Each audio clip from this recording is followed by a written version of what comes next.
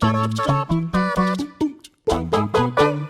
you just hate it when you think you've got a boss pattern nailed or a tricky platforming section memorized and then you manage to bite the big one? It is a pain that cuts deep for most players, due in part to the frustration felt on not being able to get the sequence right, but also because of this. The humble game over screen. It might not seem like much at first glance, but this, right here, this is like a tombstone over your failures, a monument to everyone watching and yourself that you simply weren't good enough. The concept of a game over screen is one that is still hotly debated when it comes to its value in the current gaming industry. I mean, we've moved on from coin slots and arcades, but still have to have a way of informing gamers that they've lost. Some have managed to make this process entertaining, like the Mortal Kombat fatalities, but some, as is the case of this list, well, they went the other way. So let's have a chat, as I'm Jules, this is WhatCulture.com, and these are 10 game over screens that pissed you off the most.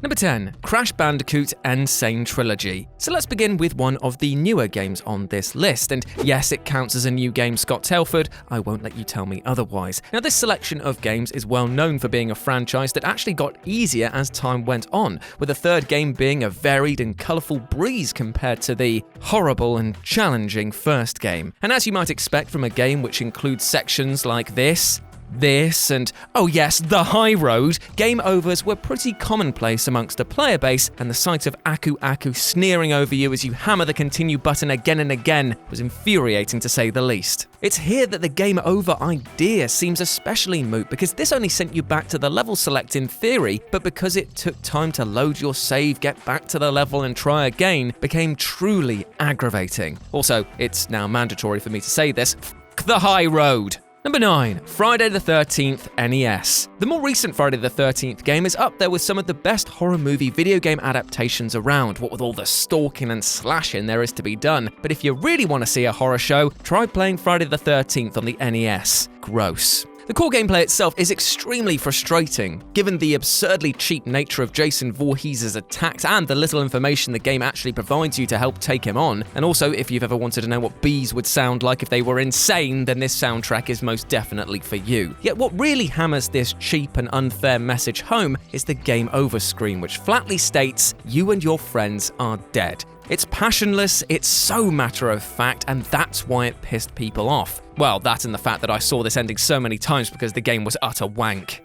Number 8, Donkey Kong 64. Donkey Kong 64, despite its cutesy look and premise, is actually an infamously difficult platformer, and one which had a very special and annoyingly elaborate surprise in store for players who either quit the game or failed to defeat the final boss King K. Rool before the countdown timer ran out on his big old boxing match. If this happened, then you would incur a 40-second game over cutscene where K. Rool has retreated to his lair, and he laughs maniacally as he activates his doomsday machine, the Blast-O-Matic, which is then shown charging its laser while aimed directly at DK Isle. Only then does a game over message actually appear on screen. Though the game mercifully stops short of actually showing DK Isle being blown to smithereens, the implication is very sufficient, and making players sit through such a long failure sequence is so goddamn infuriating. And as if to give fans a firm reminder of the trauma they experienced as kids, the recent Super Smash Bros. Ultimate homages the game over sequence by having the Blast-O-Matic serve as K. Rool's final smash. Ugh. It's still too soon. Number 7, Duck Hunt. Duck Hunt is a game that half of you will remember as being an amazingly simple yet fun game from yesteryear, and the other half will have now been sent into a PTSD-induced panic because of this guy right here. This Duck Hunt dog is an absolute dickhead who shows up if you fail to shoot any ducks to laugh at your failures. Now, this sound effect, much like the pleasured wails of your mum when I whip out the old meat bus, is something that ushers in pure dread to anyone who hears it. And things only get worse when you realise that the actual game over for this game sees the dog pop up once more to laugh at you again. And yes, that is my one per list. Though the game over music thankfully means that you're not forced to suffer through the sound effect again, this smug canine chucklehead laughing hysterically at your lack of progress is so linked to that noise that you could show me a still image and I'd be having waking nightmares all over again. No, dog. Stop. No. Dog, please stop. I'll shoot all the ducks. I'll shoot them all. I'll shoot all the ducks. Number 6, Zone of the Enders. Hideo Kojima loves his game over screens, and that snake is up there for me as one of his best. I don't know why, but the idea of somebody yelling at me about a slippery serpent doesn't actually piss me off, but the game over from Zone of Enders certainly did. If you're killed in one of the game's boss fights, then the boss will rattle off a quick one-liner as they cut you down before protagonist Leo lets out a cacophonously high-pitched death scream. I got you now! In fact, the way that it happens makes it seem like his actual kink is being humiliated and that he's letting his enders fly all over the screen, if you know what I mean. Then this lovely little screen will appear, often accompanied by a random insult such as your murderer calling you a stupid kid while questioning why you're so eager to die. Ouch, man, I'm already dead, you don't need to kick so hard. Number 5, Sonic the Hedgehog. There's perhaps no game over state more famously anxious than Sonic the Hedgehog's death by drowning. When Sonic is traversing an underwater environment and starts to run out of air, a pulse-quickening, urgent piece of alert music will play out, increasing its tempo as Sonic's situation becomes more and more dire until, if the player can't resurface, Sonic dies. This is followed up perfectly by the game's signature miserable game over music, laid over by the somber visage of the lovable hedgehog's final resting place at the ocean's depths. Sad, isn't it? Dying underwater in the earlier Sonic games stressed some players out enough that they'd actually play these levels with the TV muted. And I even had a housemate who would use this piece as a wake-up alarm because nothing would get him the f*** up and out of the house more than that track. Yeah, don't worry, mate. I'll just lie in bed now, being terrified every morning. Thank you for that.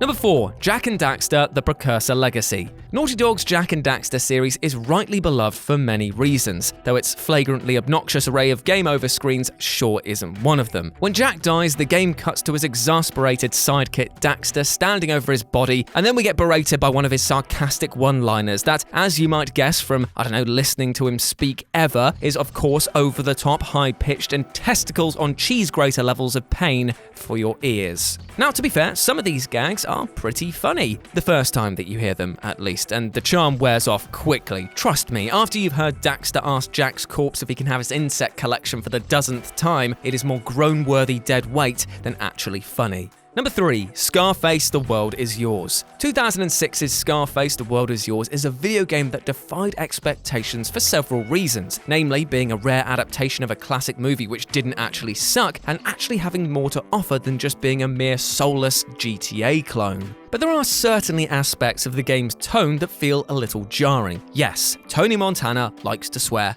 a lot, and the addition of the swear button was actually a pretty brilliant idea. But the problem is that the game went a little too far when it started putting swears into its game over screen, as if you died, you'd see "you f***ed up" plastered all across the screen every time you're killed. Like many of the game over screens on this list, it is amusing to begin with, but over the course of the game's entire playtime, it wears you down. Had it included a barrage of different insults, perhaps it wouldn't have been so annoying. But the worst thing is that this game made me think twice about how much I actually swear in real life, and that is one of the few pleasures I have left. Number 2, Resident Evil and Dark Souls. Because both the Resident Evil and Dark Souls games take a similar approach to dressing the player down for screwing up, I've decided to lump them together for the sake of added value. Don't say I'm not good to you. First up, the Resident Evil series is just so beautiful, I would kiss it on the mouth even though it's got no lips and smells like foot cheese. But this game over screen is something that I think a lot of us saw a ton as kids due to being munched on by all sorts of horrible nasties, and the words "you died" seemed like a final middle finger from beyond the grave. However, for some reason this was changed to "you are dead," upon which Dark Souls was like, well, I'm gonna have that, mate. The "you died" screen in those games is now synonymous with the experience. Hell, they even included it in the board game version as an inbox sleeve. P.S. if you like board games, then check out my new channel, Live and Let's Dice. It's been approved by WhatCulture, so I am allowed to plug it here.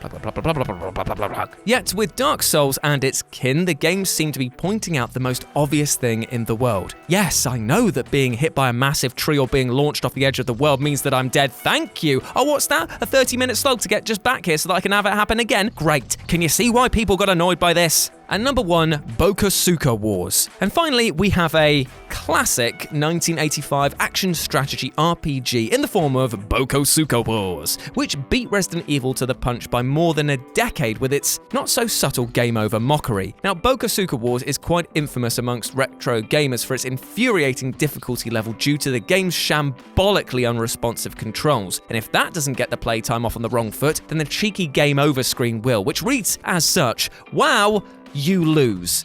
Brilliant. Now granted, most contemporary players probably won't play BOKOSUKA Wars long enough for the screen to annoy them through repetition, but the audacity of delivering a game this shoddily made and then having the gall to poke fun at me for my failings? No sir, you can get in the bloody bin. And there we go, those were 10 game over screens that piss you off the most. Let me know what you thought about it down in the comments section below. Did you like it? Did you hate it? Let me know, like I say. But before you go, I just want to say one thing. I hope you have a lovely day. Whatever you're getting up to, I hope that you absolutely smash it and achieve all of your goals. And you know what? Even if you're struggling to achieve them, that is perfectly fine. Don't put so much pressure on yourself each and every day to strive and waste all your energy on things that sometimes are outside of your control. Take a step back, evaluate what you can and cannot control, and remember, you can ask for help, because there's no weakness in that. No one's going to judge you for asking for a hand every once in a while. As always, I've been Jules, and go follow me at RetroJ with a 0 over on Twitter. You have been awesome. Never forget that, and I'll speak to you soon. Bye.